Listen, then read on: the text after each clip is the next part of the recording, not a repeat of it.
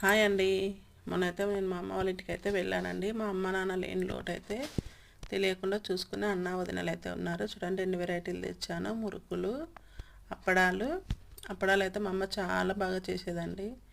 మా ఇంట్లో అందరికీ ఇష్టం అప్పడాలంటే. అట్లాగే గోంగూర, అట్లాగే బియ్యం. బియ్యం కూడా తెచ్చుకుంటున్నావు ఏంటి అక్క అనుకుంటున్నారా? ఇవైతే చిట్టి ముత్యాలండి. బగారన్నంకి అయితే చాలా బాగుంటాయి. మా అమ్మ వాళ్ళ పొలంలోనే పండినవి ఇవి. ఇంకొక వెరైటీ ఉంది, చూపిస్తాను.